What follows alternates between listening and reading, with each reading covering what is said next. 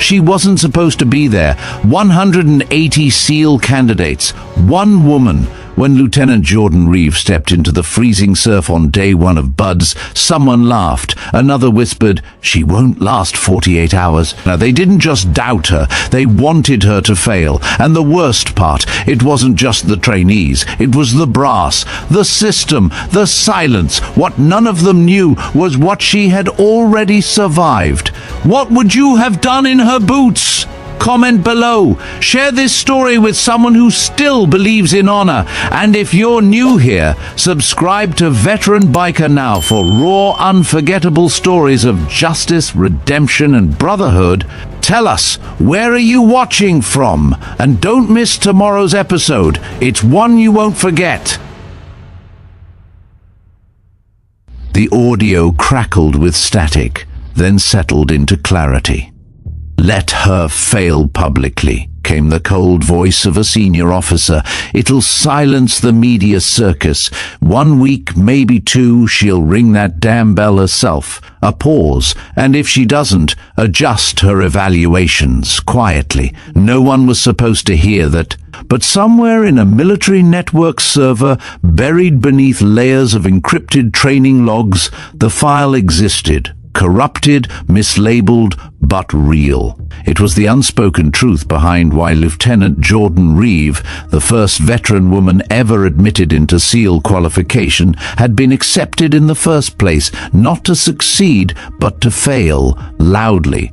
Reeve didn't know about the recording, but she could feel the weight of it the moment she stepped onto the Naval Amphibious Base in Coronado. The sideways glances, the too long stares, the way conversations stopped as she passed. No one welcomed her, not even the instructors, especially not them. But Jordan was used to silence. She'd lived through it. Syria, 2 years earlier. She was the only survivor of an ambushed medical unit deep in hostile territory. They'd been en route to extract wounded infantry when the convoy was hit. A roadside IED, sniper fire, then mortars. 3 minutes in, only 3 people were left breathing. 2 barely conscious Marines and Jordan with a fractured wrist and a hole in her calf. For 72 hours, she treated them using torn uniforms and morphine diluted in dirty water. She stitched with fishing line, amputated with a broken entrenching tool, and dragged one Marine on a makeshift sled made of Kevlar and gilt. Only one of them survived, and so did she. But no one talked about that anymore. The reports were buried, the mission never publicly acknowledged. There were no medals, no debriefs, just discharge papers and a vague recommendation, physically fit, psychologically questionable. Jordan didn't care. What she cared about was being here, now, standing in line outside the barracks, one of 248 candidates waiting for hell to begin. Her shoulders were squared, her sea bag slung precisely as regulation dictated, and her uniform pristine down to the creases on her boots. The men around her shifted impatiently, some glancing her way with thinly veiled disdain. "She won't last a day," someone muttered behind her. Another snorted. "She's just here for the headlines. Watch her fold during the surf torture. Bet they give her a soft pass just for showing up." Jordan said nothing. Her green eyes stayed forward, fixed on the steel door ahead that would lead them to the way in and initial brief. One hand rested lightly on her thigh, out of habit, not fear. "Name?" barked the man at the desk once she entered. "Lieutenant Jordan Reeve," she answered crisply. The man looked up. His eyes paused for a beat too long, then scanned her file. A flicker of recognition, or maybe disbelief. "You're the medic from Syria?" "Yes, sir." He grunted and stamped the paperwork. "Good luck," he said, tone unreadable. Inside the training hall, Master Chief Nolan was already pacing in front of the assembled instructors. He was built like a fire hydrant and wore his fatigue uniform like it was sewn into his skin. His voice was gravel soaked in whiskey.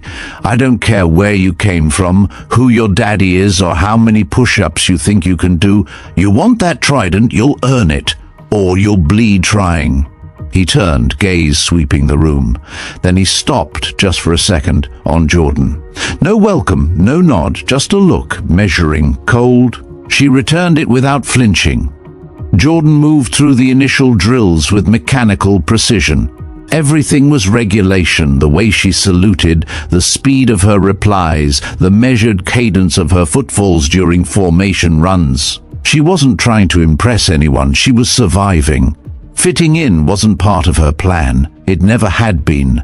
The first day broke 10 candidates before breakfast. One vomited in the sand after failing the timed swim. 2 others quit after log PT, backs bent, arms shaking, faces pale. The instructors barked louder each hour, but Jordan never hesitated. Not when she was ordered to carry a man twice her size across a beach. Not when icy surf pounded her body for 20 minutes straight. Not when she was told to redo a push-up set, 50, then 100, then 200, because one elbow was a millimeter too high. Still, the comments came. You got a waiver for those numbers? Nice form. For a girl, she's playing SEAL so she can get a book deal.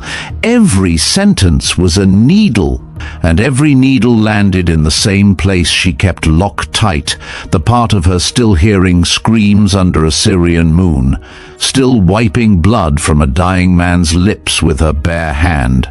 There were a few who didn't say much. Caleb Knox was one of them. Tall, dark-skinned, quiet.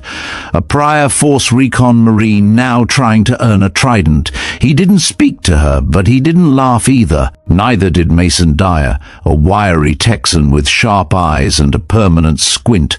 They watched, not kindly, but not cruelly. That evening, after chow, the candidates sat in silence cleaning their gear. Jordan took a spot near the end of the row, methodically scrubbing her rifle components, tuning out the low, snickering conversation at the center of the room. Then it came. "You think she's got the stomach for a real mission?" someone asked loudly. Another answered, "I heard she stitched a guy up with a shoelace. That's not combat, that's theater. She's just trauma porn in a uniform." Laughter, too loud, too casual. Jordan didn't look up, didn't speak. She slid the bolt of her weapon into place, locked it, and moved on to her knife. Her hands were calm, her face expressionless, but her silence didn't end it. "Hey, Reeve," one of them called out mockingly. "Got a favorite suture knot for when one of us bleeds out during Hell Week?" She looked up finally, just once. Her voice, when it came, was quiet. "I don't tie knots," she said. "I cauterize with gun barrels." The room stilled for a beat. Then, without another word, she returned to her work. Later that night, Master Chief Nolan stood in the observation deck above the barracks, watching through the glass. He had seen women quit before, crack under pressure, run to lawyers and Congress. This one didn't flinch. Not even once. "Let's see how long the quiet lasts," he muttered. Back in her bunk, Jordan lay staring at the ceiling. The sounds of the barracks faded into background noise, the shuffling of boots, whispered jokes, the low groan of springs as bodies rolled into exhausted sleep. Her fingers brushed the scar along her ribs, the one the surgeons missed, the one she'd treated herself under a tarp with morphine and a lighter. She closed her eyes. Tomorrow would be worse. And she welcomed it. Day 3 began before sunrise. The candidates were jolted from their bunks at 0430 by the blare of a whistle and the roar of instructors slamming batons against the walls. Jordan was on her feet in seconds, already dressed, boots tied, cot folded with military precision. Some were slower, fumbling with laces and uniforms in a panic. "Get your worthless hides out the door!" barked Instructor Talbot, voice cutting through the morning haze like broken glass. "You've got 90 seconds to be on the grinder, and I don't care if your lungs collapse getting there." They ran, a blur of boots over concrete, breath already short from sleep's betrayal. Outside, floodlights lit the training compound in an eerie glow. The grinder, a wide expanse of asphalt, waited like a cruel arena. Sandbags, logs, push-up stations, ropes slick with dew. The instructors didn't wait for late arrivals. The punishment for hesitation was simple: more pain. Jordan made it on time, lining up in the first row without expression. She wasn't the fastest, but she never faltered. "Candidate Reeve!" barked Talbot. She snapped to attention. "Sir, you're a medic, right?" "Correct, sir. You planning to apply a tourniquet mid-sprint?" A few snickers rolled down the ranks. "No, sir." "Good, because if one of these boys goes down, let Darwin handle it. You're here as a trainee, not a nursemaid." "Yes, sir." He stared at her for a second longer, then moved on. But the damage was done. That day's evolution was sand drills. 20-minute circuits hauling 200-pound logs across uneven terrain, switching partners every lap. When the rotation brought Jordan to a station with Dyer, he barely glanced at her. "Take the rear," he said curtly. She nodded, grabbed her end of the log and lifted. The first steps were fine. Then came the incline. Dyer let the weight slide subtly back, shifting more of the burden onto her shoulders. She adjusted without complaint. When they finished the lap, he walked off without a word. Next round, she got paired with someone worse. Reese, a cocky Midwestern with a buzz cut and an ego too big for his uniform. "Try to keep up," he muttered. They didn't speak during the lap, but at the end, he turned just loud enough for others to hear. "Dead weight isn't a partner." Jordan didn't respond. She had already learned that words meant little here. Only endurance counted. By chow time, she sat alone, not out of preference, but because the benches around her remained empty. Even Knox and Dyer, who hadn't openly mocked her, kept their distance. As she ate, she heard one of the instructors whisper to another, "It's coming soon." "What is?" "That bell. She'll ring it by next week." They were betting on her failure. She took another bite of her MRE, slow and steady. Her shoulders were sore, fingers blistered, eyes bloodshot, but her spine was still straight. That night, as the wind howled across the empty grinder and the Pacific hissed somewhere beyond the dunes, Jordan stood on the obstacle course, drenched in sweat. The instructors had issued one final order. Each candidate had 60 seconds to climb the dirty name. A vertical rope wall, infamous for chewing up weaker arms and weaker minds. She was last in line. The first dozen men scrambled up, some falling once before clawing their way to the top. Others made it in one go, slapped the beam, and descended with triumphant grins. Jordan waited, silent, focused. When it was her turn, the stopwatch clicked. She launched upward. The rope burned against her calluses, her shoulders still sore from the day's log carries. Halfway up, the coarse fibers bit deep into her skin, her core trembling. Behind her, she heard someone mutter, "Told you, dead weight." She didn't look down. Hand over hand, inch by inch, she climbed. At the 53-second mark, her palms slipped. Gasps, but she caught herself, reset her grip, pulled again. At 58 seconds, her fingers slapped the beam. A pause. Then one instructor shouted, 59.2! A few candidates cursed under their breath. Reeve dropped to the ground, landing solid. She didn't celebrate, just stepped aside, breathing hard, eyes forward. That earned a glance from Knox. Not praise, not sympathy, just acknowledgement. It was the first look she'd gotten all week that wasn't soaked in contempt or curiosity. But the mood didn't last. The next morning, her gear was missing, her pack, hydration bladder, gloves, all gone from the rack. When she reported the issue, Instructor Talbot stared at her like she'd accused the Navy itself of treason. "Not my job to play mommy," he said. "Lose it, find it, or fail." She didn't argue. She spent breakfast retracing steps, checking trash bins, even crawling under bleachers near the grinder. She found her gear behind the latrine, dumped in sand, soaked in urine.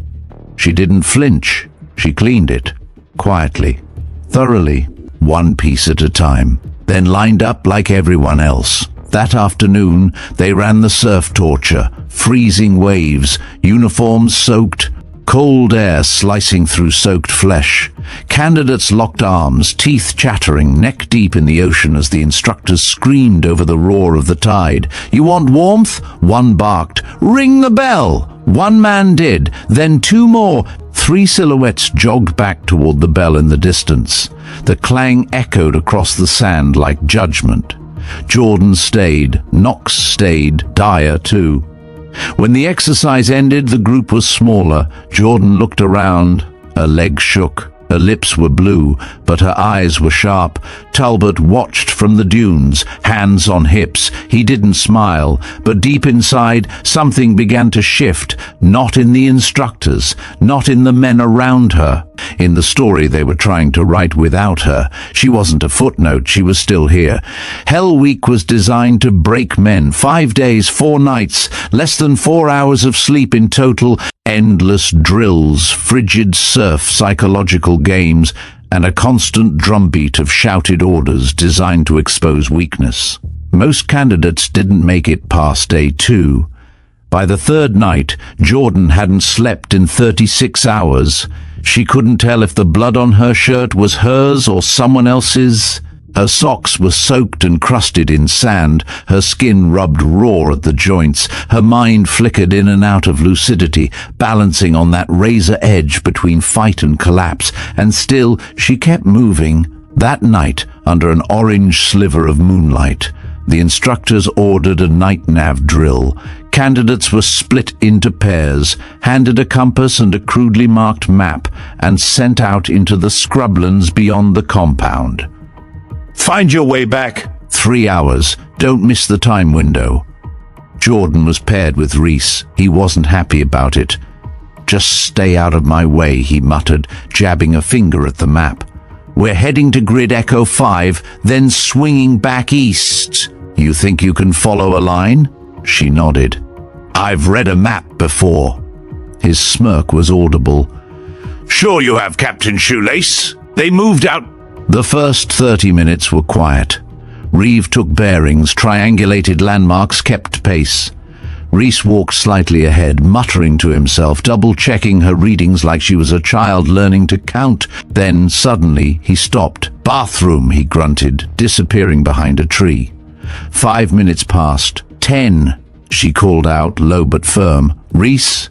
No answer. She circled back. Nothing. No footprints, no sounds, only the wind. Jordan's instincts spiked. Either he'd wandered off, or he hadn't been alone. She checked the map, then her compass. Grid Echo 5 was a dead zone. Old trenches, barbed wire, and narrow gullies from past exercises. Dangerous terrain, especially at night. Something didn't feel right. She pressed forward anyway. Alone, bushes clawed at her legs, thorns tore open a shallow cut on her arm, but she didn't slow down. Then she saw it, her pack dropped near a shallow gully, and just beyond it, a set of boot prints leading straight into a pit of thick brush. She crouched, scanned the area, and spotted it, a radio beacon, blinking weakly beneath a pile of dirt and leaves, planted, deliberate. Someone had dumped her gear and left the tracker here to throw her off course. If she hadn't caught it, the instructors would have flagged her as lost, triggering a door, drop-on request, for safety. One false move, and she'd have been out, without even knowing why. Her throat tightened, not with fear, but fury, not even subtle, just sabotage. And no one would believe her. Jordan stared at the blinking beacon for another moment, her jaw clenched. Her body was beyond exhaustion, her mind fraying at the edges. But some part of her, some primal survival instinct, honed in war zones and triage tents, kicked in hard. She picked up the tracker, shook the dirt from it, and stuffed it into her vest. Then she turned back toward the ridgeline, ignoring the planted path, and recalculated a new bearing. She knew the compound's faint silhouette would be just northeast of the old comm tower. If she reached the bluff above it, she could use starlight to reorient herself. No one was going to erase her from this program without a fight. The ground shifted beneath her boots. Slippery gravel, narrow gullies. At one point, she had to crawl on all fours through a ditch that reeked of stagnant water and oil.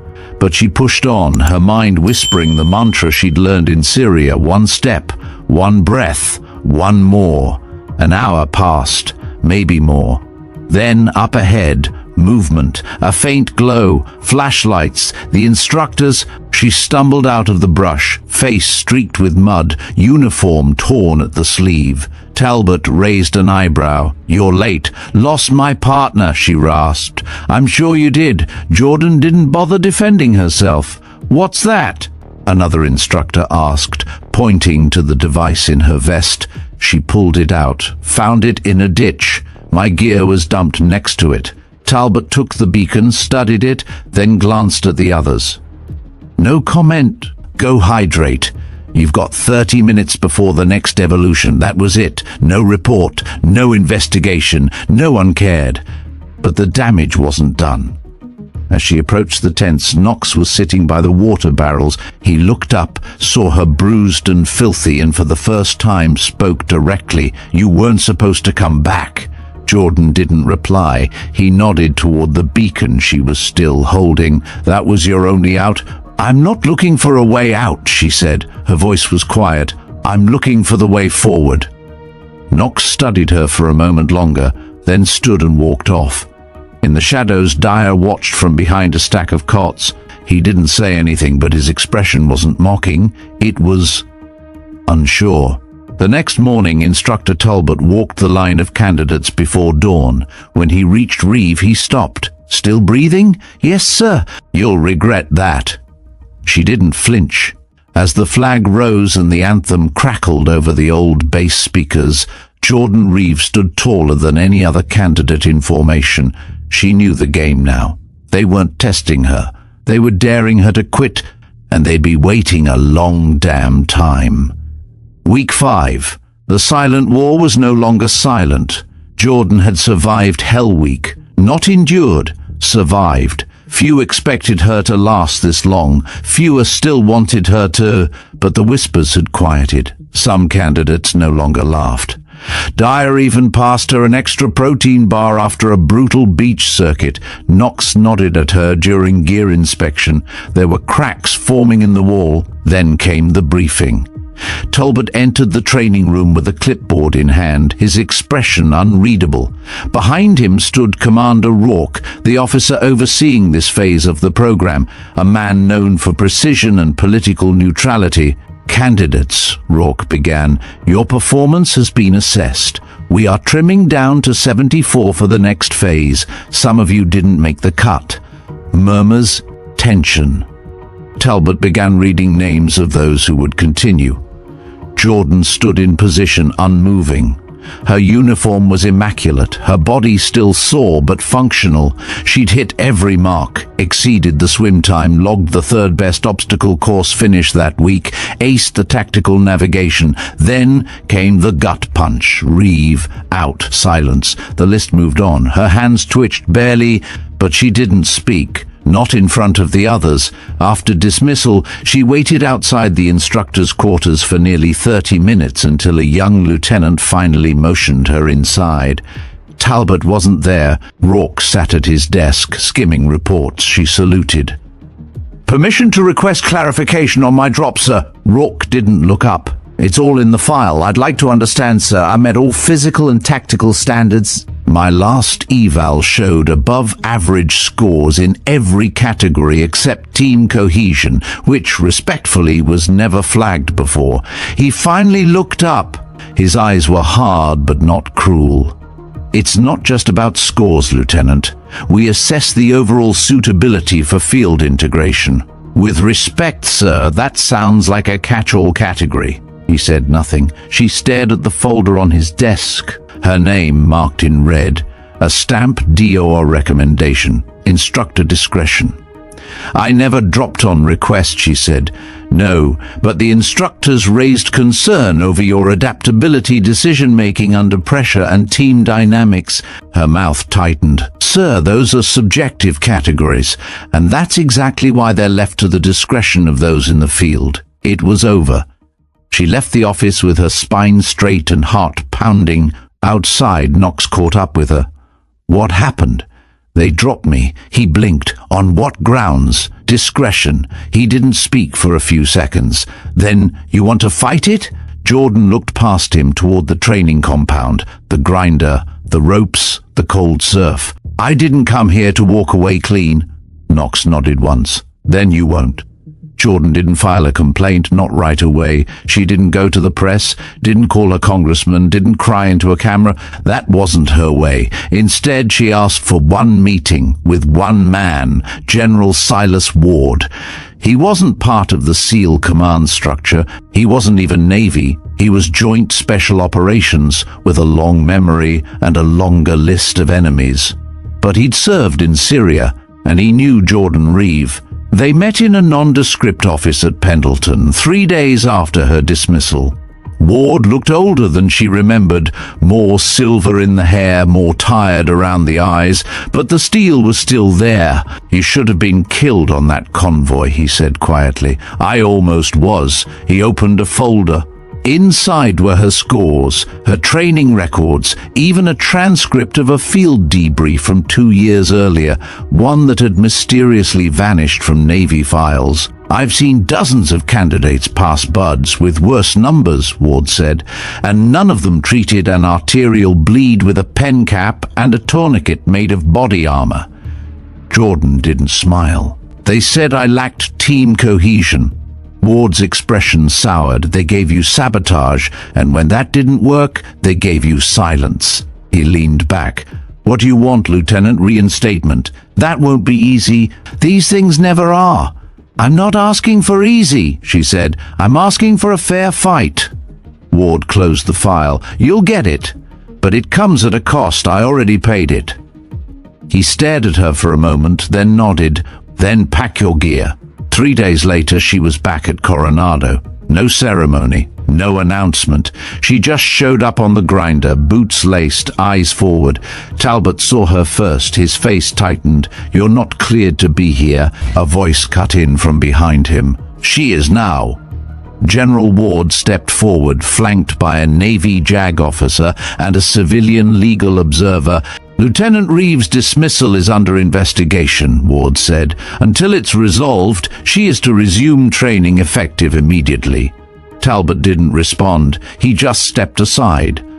Jordan walked past him, rejoined the ranks. Some candidates stared. Dyer looked stunned. Knox cracked a rare half-smile. She said nothing. The next phase would begin in 20 minutes. She was ready. That night, someone had written on the inside of her locker, in black permanent marker, "You don't belong here." She stared at it for a moment, then picked up a Sharpie. Underneath, she added, "Watch me." Reinstated or not, no one clapped when Jordan stepped back into formation. If anything, the silence around her felt heavier. The men who had once mocked her now watched her with something colder than contempt, caution. She had come back from a dismissal. That alone put her in a category none of them could name. They called this phase Final Hell. It wasn't official. On paper, it was just the culmination assessment. But everyone knew it was worse than the first Hell Week. No mercy, no breaks. It was where reputations were crushed and legends were born. The first test began at midnight. The candidates were thrown into the ocean for a timed swim under blackout. No wetsuits, just compass bearings, glow sticks duct taped to their heads, and the vast frigid dark. Jordan plunged in alongside Knox and Dyer. The water was colder than she remembered, biting, bottomless. At the halfway buoy, the current turned aggressive. Waves smashed sideways, sucking one candidate under. Jordan reached out instinctively, but Knox yanked her arm. "Focus," he grunted. "They'll pull him. You swim or we both fail." She did. When they reached shore, Talbot was there. "You," he barked, pointing to Jordan. 10-second late mark. She blinked, stunned. "I cleared the buoy with—" "Do you want to argue timestamps with me?" She bit back her words. Knox stepped between them. "She came in before I did." Talbot stared at him. "Did I ask you recon?" Knox didn't blink. "No, sir." "Good. Then shut up and hydrate." Jordan didn't thank him, but her glance said enough. Next came the equipment failure simulation, the infamous Red House, an urban assault scenario inside a 3-story concrete structure, smoke-filled, pitch dark, full of traps. The task: neutralize hostiles, extract the civilian, and do it without losing team integrity. She was assigned team lead. Deliberate, maybe, or sabotage in disguise. Inside, the heat and smoke blurred vision. She issued commands in short, precise bursts. Dyer, left flank window. Knox, breach the stairwell. They moved, trusted her. Then came the flashbang, unscheduled, a live one, slipped in by instructors for realism. It exploded 2 feet to her right. She hit the floor, ears ringing, vision swimming. She could hear yelling, maybe someone calling downed operator, maybe not. Then gunfire, sim rounds. Someone screamed. Her mind snapped back. She rolled, scrambled for her weapon, and crawled toward the sound. In the smoke, she found Dyer pinned by a dummy rig, simulating a collapse. His vest was tangled, fake blood pack leaking red into the floor. She yanked him out, dragged him behind a corner, radioed Knox, civilian recovered, proceeding to extract. The final corridor was rigged with wire. She spotted it at the last second, stopped just shy of the trigger. Knox cursed. I didn't even see that. She disarmed it with trembling fingers. They emerged 10 minutes later, bruised, soaked, but intact. Outside, the instructors said nothing, but Reeve had seen it in their eyes. For once, just for a breath, they hadn't expected her to make it, and she had. Day 4 of Final Hell began with full combat gear and a 40-pound sandbag. Each candidate was ordered to march a 12-mile stretch over uneven terrain, through swamps, hills, and wooded ravines. No GPS, only maps and internal navigation. At mile 5, it started to rain. By mile 8, the mud had turned into suction. Each step was a battle. Candidates fell, some rolled ankles, one collapsed from heat stroke. He was pulled out by medics. Another rang out, stared down at his soaked boots and whispered, "I'm done." Jordan said nothing. Her pack chafed deep into her shoulders. Her calves were on fire. Her gloves were worn through at the fingertips. And still, step after step, she moved. Behind her, Dyer cursed the mud. "This is some sick game." Knox replied, "No, this is the job." They both looked at her. Jordan said nothing, but didn't stop. At mile 10, they hit a checkpoint guarded by instructors. Talbot was waiting, arms crossed, his expression unreadable. "This is where you prove your SEAL material," he said. He pointed to a ridge that looked vertical. Loose rock, slick moss, no obvious path. "You go up with the weight. If you fall, you're out. If you quit, you're out. If your gear falls, out." No one spoke. Jordan stepped forward first. The slope was worse up close. She dug in her boots, gripping tree roots, pushing with everything she had. Halfway up, a candidate above her slipped. His rucksack tumbled and hit her square in the shoulder. Her balance shifted. Her fingers lost grip. For a split second, she hung there. On one hand, 40 pounds of gear pulling her backward, but she didn't fall. Her left hand clawed into the mud. Her boot found a crevice. She heaved herself upward and kept climbing. At the top, she collapsed to her knees, panting. One by one, the others joined her. Talbot reached the summit last. He didn't say a word, he just walked past. That night, they were granted 30 minutes of rest. No real sleep, just enough time to eat and rewrap their blistered feet. Jordan sat with her back to a cot, eyes half-lidded, sipping from her canteen. Knox approached quietly. "You remember what you told me? About not looking for a way out?" She nodded. "You didn't just survive this. You carried half the damn team." She looked up, surprised. Knox wasn't one for compliments. "I didn't carry anyone," she said. He tilted his head. "You carried Dyer. You disarmed that trap. You climbed that ridge after taking a hit that would have wrung most of us out." A pause. "I don't care what Talbot writes in his report. You're one of us." From behind them, another voice chimed in. It was Dyer. "Yeah," he muttered, wiping sweat from his brow. "You proved it." She didn't reply. She just reached for her weapon and started cleaning it. Like every other night, like every other soldier who knew the mission wasn't over just because someone said, "Good job." But in that silence, a shift had taken place.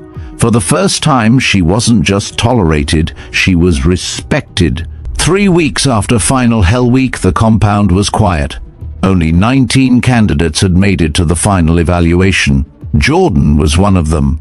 The others were doing gear turn-ins, medical clearances, and prepping for the pinning ceremony, the symbolic end of their brutal transformation. But she wasn't in line for her trident yet.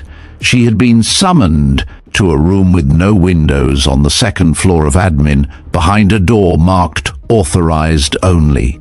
Inside sat General Silas Ward. He wasn't in uniform. Civilian blazer, black undershirt, a folder thick with documents in front of him.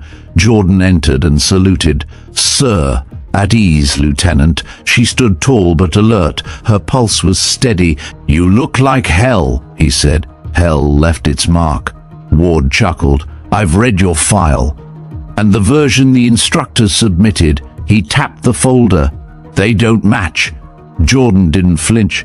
He opened it, pulling out 2 copies of the same form, one with her evaluation numbers in ink, and one with the same formatting, typed differently. Slightly lower scores, just enough to move her from pass to borderline fail. She leaned forward. "Where did you get this?" Ward gave a long sigh. "There's a man named Colonel Vincent Rask. Ever heard of him?" She nodded slowly. "He ran logistics during the northern Syria evacuation, correct? You treated one of his injured contractors after an IED blast. The report you filed included uncomfortable details about how his team handled the aftermath." Jordan stiffened. "They left civilians behind. I wrote what I saw, and you were right. But exposing Rask's negligence would have cost more than his career. It would have embarrassed 2 contractors, a defense procurement board, and half a dozen Pentagon officials." Jordan's voice lowered. "So they buried the report?" Ward nodded. "Then they buried you." Silence sat between them for a long, heavy moment. "I thought this was about me being a woman in buds," Jordan said bitterly. "Oh, don't worry," Ward said. "That part didn't help." He pushed another file toward her. It was a list of names. Instructor Talbot, Commander Rourke, 2 more in Naval Intel. All either worked with Rask directly or owe him favors. Jordan's mouth tightened. "You think they torpedoed my training to keep me quiet?" Ward's eyes locked with hers. "I think they underestimated you, and now they're hoping you'll pass, graduate, and move quietly into the field without asking too many questions." She leaned back. "Why tell me this now?" Ward clasped his hands together. "Because someone tried to erase you from the Navy once. You made it back." He paused. "But more importantly, because they'll try again, and next time it won't be a score sheet. It'll be orders that don't make sense. A mission with wrong intel. A compromise buried in logistics." Her stomach turned cold. Ward's voice was calm. "You've got 2 choices. Take your trident, deploy, and hope you stay under radar. Or, let me bring this to light." Loudly. Jordan stared at the list, at her name, at the quiet war she never asked to fight. Jordan didn't speak right away. She stared down at the folder, her mind racing, back to the scorching roads of Syria, to the wounded child she wrapped in a torn flight suit, to the shredded convoy and the smug look on Colonel Rask's face when he told her, "You didn't see anything, and if you did, no one will believe you." She clenched her fists. Ward watched her carefully. "If you go public," he said, "you'll make enemies, some powerful, some petty. The Navy won't disown you. They'll promote you sideways, shelve your career under non-operational categories. No more combat deployments, no leadership roles." She exhaled slowly. "And if I stay quiet, you'll get everything you earned. A trident, a SEAL team, deployments, danger, maybe even respect. But the people who erased you once, they'll think they can do it again." Jordan stood and began pacing the narrow room. "What would you do?" she asked. Ward leaned back, thoughtful. "I've spent 30 years cleaning up other people's messes. I've watched heroes disappear because they told the truth too early, or too loud." He paused. "But you're different. They already tried to crush you, and you're still here." She stopped pacing. "You didn't answer the question." Ward nodded. "If it were me," he met her eyes, "I'd burn the whole system down and make damn sure they knew who lit the match." A long silence. Jordan looked at her reflection in the window. Mud-stained uniform, stitched scar under her jaw, steel in her posture, a woman reshaped by war, training and betrayal. She turned back to the folder. "What happens if I say yes?" Ward straightened. "We file a formal grievance to the Naval Inspector General's office. The altered scores, the conflict of interest, the backdoor connections. It triggers an inquiry. We request an independent board to review your training history." Jordan nodded. "And if I say no, you get pinned next week, shipped out within a month." She exhaled, then smiled, but it was sharp cold. "I want the inquiry." Ward's lips twitched. Not a smile, more like pride. "Good. Then we start today." He handed her a new document, testimony affidavit. She read it carefully, every line, every sentence, then signed her name at the bottom. As she stood to leave, Ward said, "There's one more thing." She turned. "The pinning ceremony. You're still invited, but after today, some of those officers in dress whites might not be clapping when you walk across the stage." She didn't hesitate.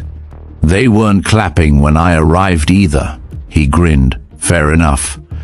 Jordan opened the door, stepped into the hall, and came face to face with Commander Rourke. His smile was all teeth. "Lieutenant Reeve, I hear congratulations are in order." Her eyes didn't waver. "They will be," she said, then walked past him without breaking stride. The auditorium at Coronado was dressed in full decorum. Blue banners hung from the rafters. Rows of folded chairs lined the floor. Families, officers, commanders, all gathered for one moment, the official pinning of the Navy SEAL tridents. For most candidates, this was the finish line. For Jordan Reeve, it felt like the beginning of something far messier. She stood in line with the 18 others, each of them in freshly pressed uniforms, boots polished, posture locked. Some candidates whispered behind her, others stared ahead. No one spoke to her directly. In the front row of the auditorium sat high-ranking officials, brass from every branch. Ward was there, 2 seats in from the aisle. Rourke sat farther down, his face unreadable. As the ceremony began, names were called one by one.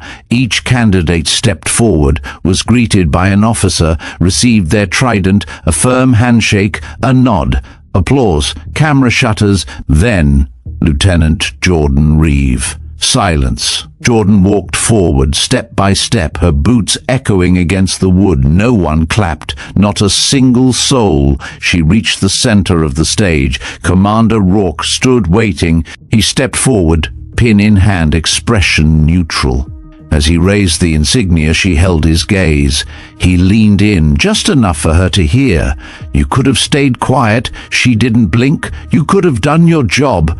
He pinned the trident to her chest, then stepped back. No applause, only silence, until a voice rang out from the far end of the room, sharp, commanding, clear, attention on deck. Heads turned. General Silas Ward stood up. He wasn't wearing medals, no ribbons, just his presence. He walked slowly toward the stage. The silence shifted, murmurs rose, then fell.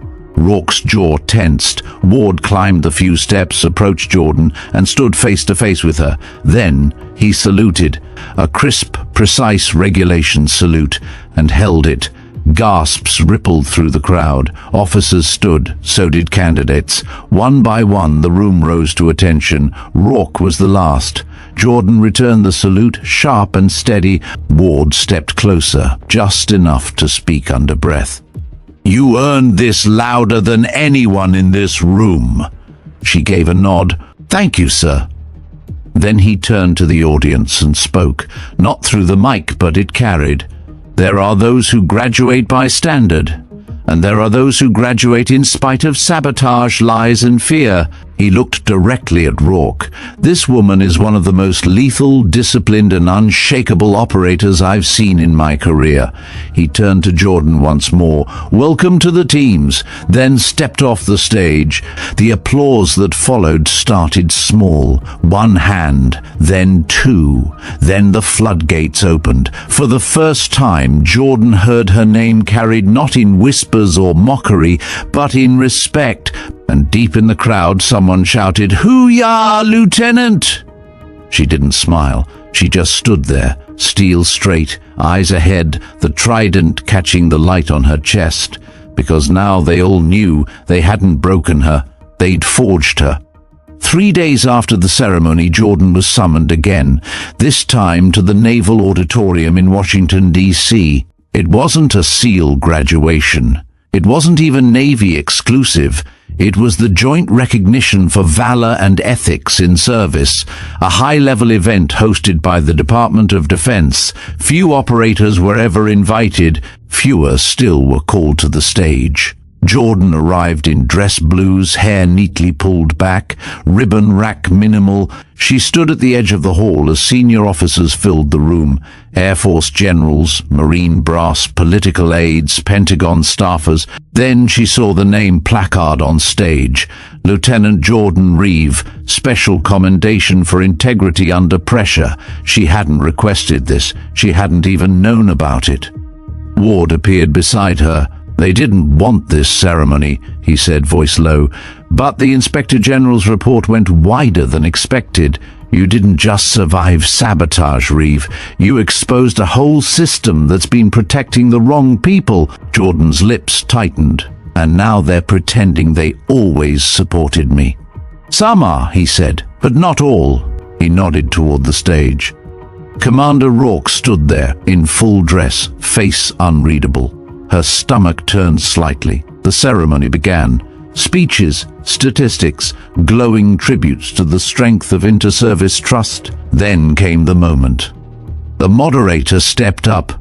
This year, one of our honorees stands not only as a symbol of resilience, but as a reminder that the truth doesn't always come from above the chain of command, but sometimes from those buried beneath it. A pause. Lieutenant Jordan Reeve, please step forward. She moved slowly, deliberately, every bootstep echoing louder than the applause that followed. She reached the stage. The medal was presented, small, silver, engraved with her name and the date she rejoined training. Then came the unexpected. Commander Rourke stepped toward the mic. No one expected him to speak. Ladies and gentlemen, he began, clearing his throat. It is customary at these events to honor courage. But rarely do we speak about the courage it takes to defy the very institution you serve, especially when you still believe in that institution. He turned to Jordan, and rarer still is the courage to stand beside people who once tried to push you out. The room held its breath. Rourke continued. Lieutenant Reeve did not just complete one of the most grueling military training programs in the world. She did it while knowing some of the very hands meant to catch her were trying to make her fall. Then he paused. His voice dropped. And for my role in that silence, I owe her an apology. Jordan didn't move. Not yet. Not until the next words came. The silence after Rourke's words wasn't polite. It was stunned. No one breathed. No one shuffled. Even the moderator stood still, unsure whether to step in or let the moment hang in the air. Jordan looked at Rourke, not blinking, not smiling, not reacting. Her face was carved from the same steel that had carried her through final hell, and then she stepped forward, took the mic. I appreciate the apology, she said, voice level, unwavering, but I didn't come here for that. The room tilted forward in attention. I didn't survive Buds to prove anything to Commander Rourke, she continued, or to Talbot, or to anyone who put paperwork above integrity. Rourke's jaw shifted slightly, but he said nothing. I came back because there are recruits watching from the sidelines right now who are told to wait their turn, stay quiet, and not rock the boat. She scanned the crowd. To them I say, you don't owe loyalty to dysfunction. Gasps rippled softly. Ward's eyes didn't leave her. He was smiling now, but faintly, like a man watching someone outgrow the shadow he once cast. Jordan took a breath. When I signed my name to that affidavit, I wasn't trying to start a rebellion. I was trying to stop a cover-up. She turned toward Rourke now. You think I'm brave for speaking out, but I think what really takes courage is looking at the damage you've allowed and deciding not to hide behind your rank anymore. Another beat of silence. Then she looked down at the medal in her hand. It's a beautiful medal, she said, but the only recognition I ever needed was to stand on the grinder, shoulder to shoulder, and know I earned my place. She placed the medal down, right on the podium, and stepped back. Applause didn't start immediately. It roared, a standing ovation. Even officers who'd sat stone-faced through the earlier speeches now rose, slowly, some reluctantly, but one by one, row after row. Rourke stood still, watching, listening, receiving the message not with defense but with a quiet, grudging respect. And that's when it happened. From the far corner of the room, a man rose, Colonel Vincent Rask. He hadn't spoken, hadn't been acknowledged, but now he stood, his expression locked somewhere between fury and disbelief. He walked out. No one followed, not yet. But they would. The reception after the ceremony was supposed to be formal, muted. It wasn't. Within minutes, the story was everywhere. Journalists huddled in corners, tapping frantically on their phones. Microphones angled toward anyone in uniform. Cameras followed Jordan through every hallway. She ducked out a side exit, hoping to find a moment of quiet. Instead, she found Ward, waiting near a line of black government SUVs. He gave her a nod. You just detonated a political grenade. Jordan sighed. Wasn't planning on it. No one ever does, he replied, but sometimes the fuse is already lit. He handed her a tablet. She glanced down. Headlines were already rolling in. SEAL trainee publicly calls out command sabotage. General salutes woman Navy tried to silence. Lieutenant Reeve refuses commendation, demands accountability. She exhaled. This is going to follow me, isn't it? Ward looked at her, serious now. You're not just a SEAL anymore, Jordan. You're a symbol. I didn't ask to be. Symbols don't... He stepped closer. They're forged. She held his gaze, the weight of the moment finally settling. She hadn't just returned to training. She hadn't just passed. She had exposed rot, publicly, and now even people outside the military knew her name. Across the courtyard, Rourke stood alone, staring off toward the reflecting pool. Not hiding, not gloating, just silent. Jordan asked quietly, "What happens to him?" Ward shrugged. "Officially, nothing yet. But pressure's building. He won't make admiral. Maybe not even his next billet. The Navy doesn't forget, but it knows when to cut rope." "And Rask?"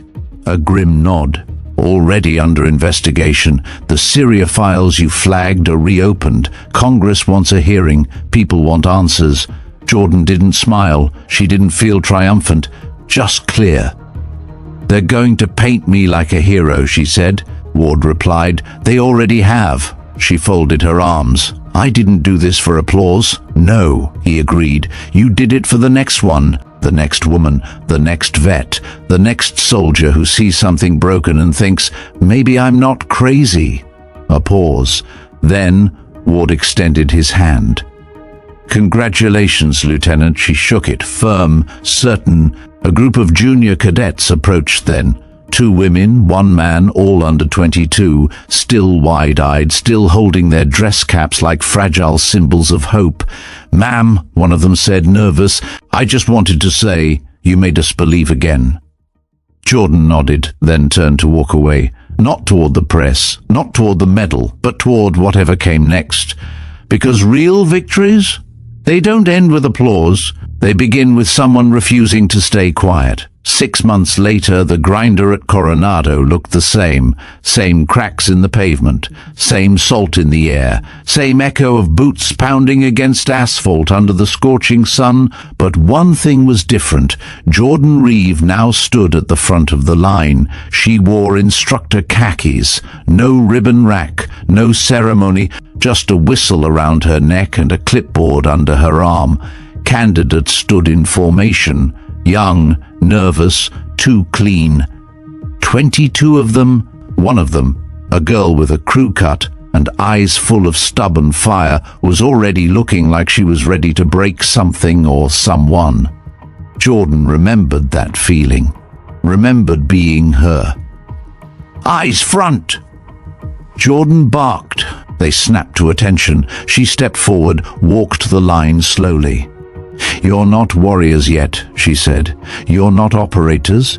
You're not SEALs. Right now you're muscle, guts, and a bunch of ideas that won't survive your first night wet and cold." She stopped in front of the girl. Their eyes met. "But if you listen, if you don't quit, if you don't hide behind excuses or entitlement, then maybe you'll earn a place on a team that will expect everything from you." The girl didn't blink. Jordan moved on. Behind her, Instructor Merrick muttered with amusement, sounded like a speech she once hated. Jordan smirked. "Probably, but it works." Merrick lowered his voice. "She reminds me of you. Then she'll be fine."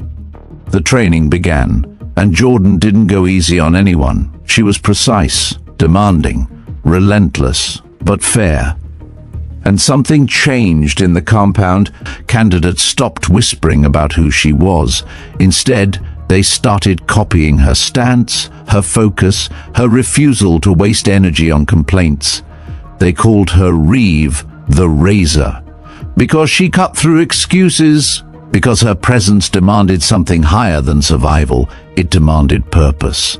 One afternoon, during surf torture drills, the girl with the crew cut stumbled. Waves crashed against her chest. Her arm went numb. Jordan stood nearby, watching, arms folded. The girl gasped, "Ma'am, can't feel my hands." Jordan stepped forward. "Kneel," she said. The girl obeyed. Jordan knelt beside her, quietly. Then, without raising her voice, she said, "You ever hear of the phrase, 'Cold makes cowards of us all'?" The girl nodded, teeth chattering. "Here's the truth. The cold doesn't make you a coward. Fear does." She looked the girl square in the eyes. "But fear only has power when you believe it gets the final word." The girl swallowed. Jordan pointed to the horizon. "See that buoy? Yes, ma'am. Get to it. Touch it. Then come back. That's your word." The girl didn't hesitate. She went. Jordan stood as the instructors watched. Merrick raised a brow. "Was that in the manual?" "No," Jordan said, "but neither was I." And as the girl returned, soaked but smiling, something passed between them, a recognition, a knowing. Jordan nodded once. "Back in line, candidate," and the cycle continued. The weeks rolled on. Jordan watched class after class push through log carries, drown-proofing drills, and sleepless evolutions. She saw those who rang out with tears and those who walked away silent but proud. She didn't judge either. Buds wasn't for everyone, and that was the point. One evening, she sat alone in the instructor's lounge, sipping black coffee and reading over notes from the day's assessments. The sun dipped low behind the barracks. A quiet settled over Coronado, rare and earned. A knock came at the door. It was an enlisted aide holding a sealed envelope. "For you, ma'am." Jordan opened it slowly. The handwriting on the card was unmistakable, Ward. Inside was a short message. "You'll want to see this." SW beneath it was a clipping from a military tribunal report. Colonel Vincent Rusk, stripped of command, dishonorable discharge pending. A sharp breath escaped her. Not joy, not satisfaction, closure. She turned the card over. A postscript was written in black pen. "Symbols don't retire. Keep showing up. You were never just a student, Jordan. You're the lesson. She stared at that line for a long time. You're the lesson. The next day, she pinned it to the inside of her locker, not for the world to see, just for herself.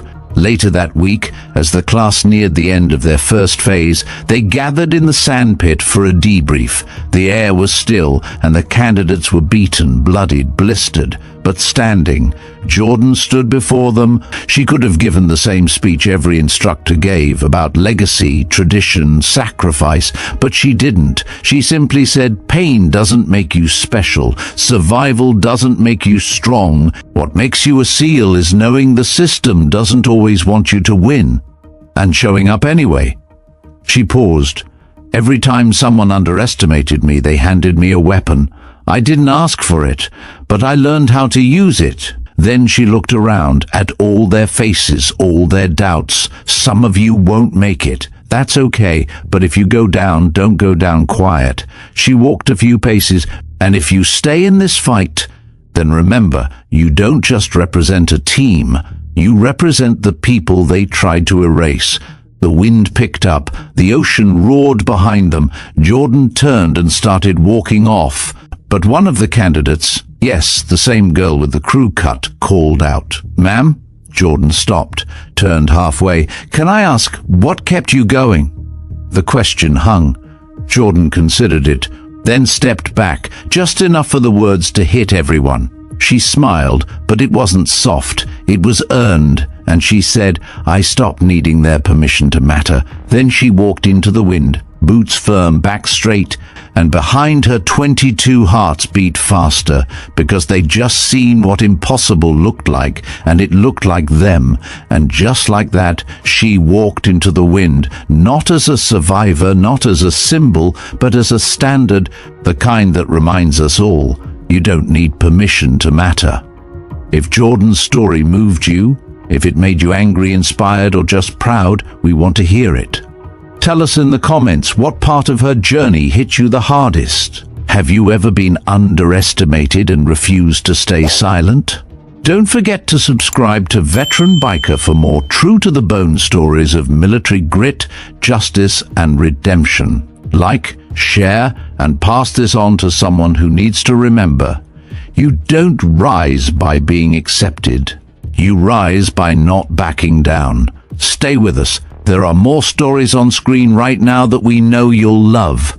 Tap 1 and we'll meet you in the next fight. Thank you for riding with us. Veteran Biker, out.